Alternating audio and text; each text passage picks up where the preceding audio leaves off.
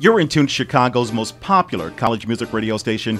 89.3 is WKKC. This is Focus Talk, the thought-provoking, solution-oriented talk show daring to make a difference in our communities. We're talking on a regular basis because the answers really matter.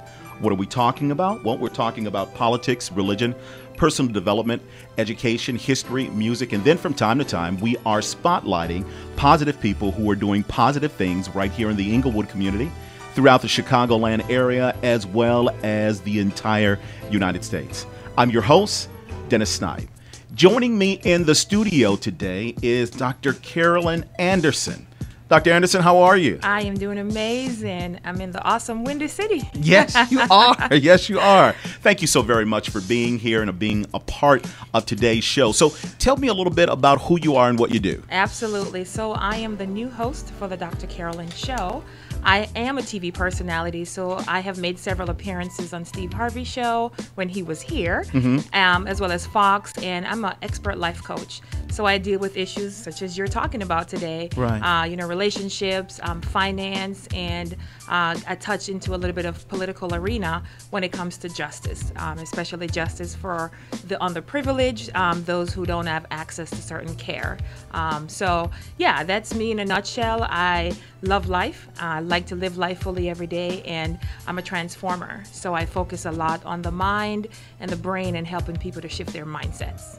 So, Dr. Anderson, as it relates to individuals who are working every day, going to school, living life, what are the most, how can I say, the most popular issues or what people are dealing with the most? Limitations, and it's a belief system, and so there is a systematic slavery is what I call it that has been set up. So no longer in our communities are we seeing the master with the whip and the chain around the neck, but it does exist systematically, meaning there is a threshold, there is a limitation of where you can rise. Perfect example, my husband had an opportunity to rise to a vice president of an organization, but when he applied for the position, they took it down, and of course they hired someone of a different race, and he had to train that person. So there is just a ceiling of how far you can go. And so in the communities, I find, especially for the young people, there's not a lot of access or opportunities for them because the older individuals are staying in the jobs, and they do not want to train these young individuals to take over. And go ahead. And I was going to say, and that now creates a system where you try to find the out because you have to survive, and sometimes the out is not positive. Yeah. So what is the best remedy that individuals can utilize in order to overcome or to be able to do something different where you don't get to the edge? Right. In fact, we're going to be having our Dr. Carolyn show here at the Kennedy King studio at WYCC. This Thursday, we're taping our first show, and one of the shows is called I Survived, and the second one is called Second Chances. And we're literally talking about that, about re-entry, about giving people an opportunity for a second chance. When I say systematic setup, there is really not much the individual person can do. It takes a community. So it's systematic. If I'm here so I can be a voice of influence. There is no daytime talk show that is syndicated that is in Chicago. For history, that has never been the case. We've had Phil Donahue, Oprah, Steve, and now there's just an open market. And so my goal is to come and bring back the jobs and hire our people and bring Kennedy King, the communications department here. Where is their access? They won't be able to have any. So it is not an individual thing because communities are broken because of fatherlessness.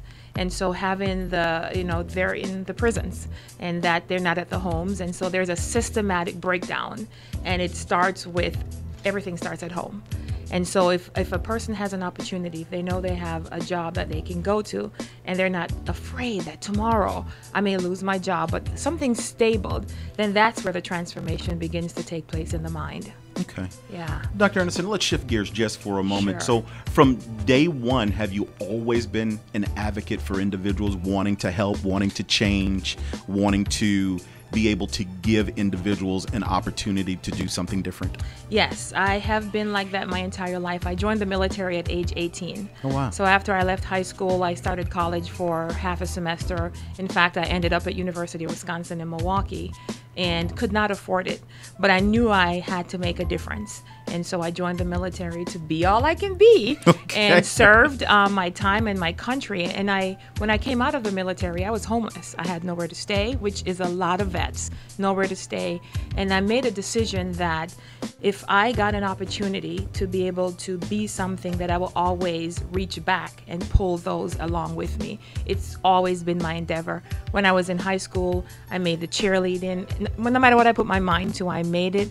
But who didn't, I would pull them along with me. And I would say, hey, let's give this person an opportunity. Justice is like my core. And I believe there is an author of a book called Westmore. And he said that potential is there for everyone, but not opportunity. And so we all have the potential, right, to be something. That's true. But not the opportunity. And that's what I'm hoping to be able to provide, to bring life to the city. Dr. Anderson, tell me about your book. Which one? Let's see. Let's start with the first one. Sure. So I wrote a book this year that became #1 bestseller internationally within an hour. I launched it here in Chicago, as a matter of fact, downtown, and it just became bestseller. It's about living a healthy life, which equals a healthy land. So, the land is, I would say, pretty sick right about now. A lot of, killings and shootings and injustices. And so I wrote that book because health it exists in 4 parts. You need a healthy finance, you need healthy relationships, you need healthy faith, and you need money. So you need the money, you need the relationships, the education, and so life exists in 4 quadrants. You need that balance, and that's what the book is all about. Having that equilibrium, being able to, because some people are filthy rich, but they have bad relationships, or others have great relationships, awesome husband and wife, but they're broke. Right? So you find the spectrum that it goes from one to the other. I like to refer to one of my mentors, Steve Jobs. He was a multimillionaire, but his health cost him his life, right? And you will find sometimes in some of the inner cities and the communities, there's no access to health care. There's also no money, but there may be a close-knit family that hang together, right? But the problem still exists. If I want to just go buy a car tomorrow, I can't, because then I'm limited by a system, credit score. So there's always a systematic thing behind life, and that keeps you bound and keep you down. So my goal is wealth, just getting out of the system, building wealth, and wealth is more than just money, it's your health. It is having a great state of mind, healthy relationships, and opportunities.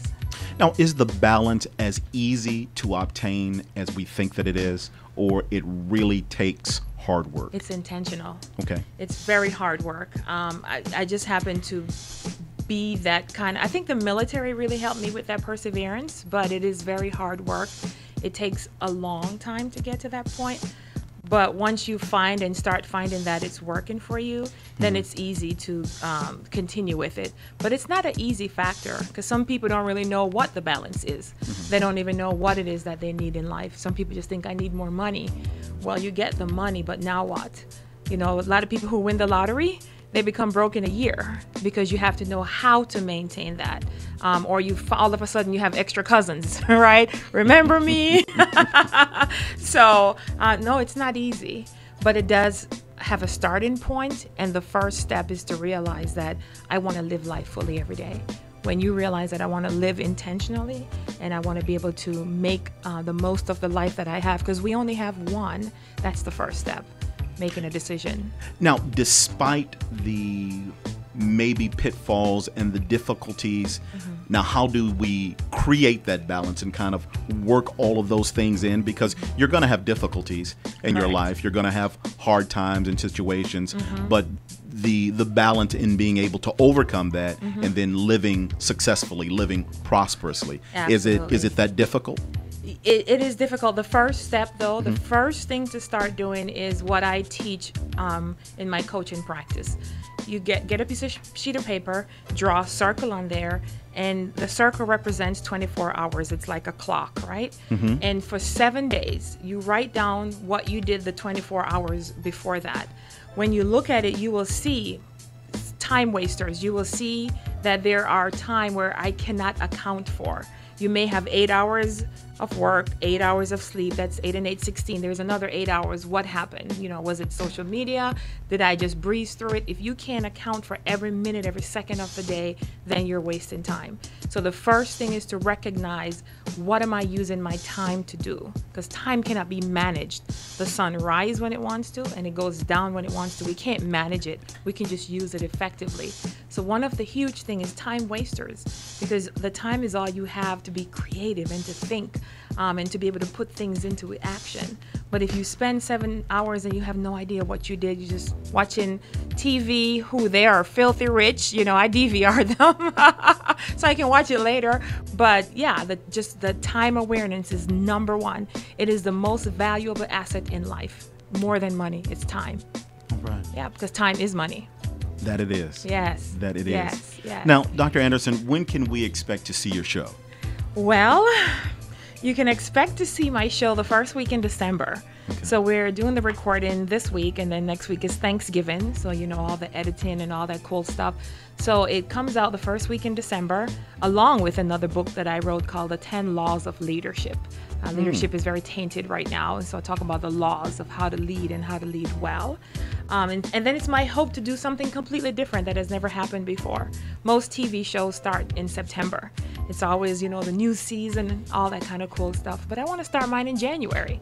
Something different for Chicago. I want to put Chicago on the map, let people know that this is a city of wealth, that there is greatness here, that this is the place where we started the first skyscrapers. This is the place where media pushes through. This is the place where love exists. This is the city where you can drive just 1 or 2 blocks and you see any kind of culture, any kind of race. It is the place where it's an epiphany of what the United States is, and it's the centerpiece, and that's why the city has fought so hard.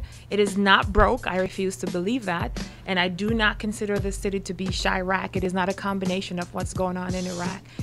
We have to begin to speak well about the city, and that will draw like a magnet, because we attract what we speak. And so we have to begin to change our vocabulary and to say this is a place of wealth. It's greatness. It's here, so that we can start to see the shift and the transformation. Dr. Anderson, after someone views your show or they're part of your live studio audience, what do you want them to come away believing, knowing, or understanding? That my life matters. I want them to be validated. I believe so many people feel undervalued or not valued at all, like they're not important. I need everyone there. There are students coming to be a part of the show.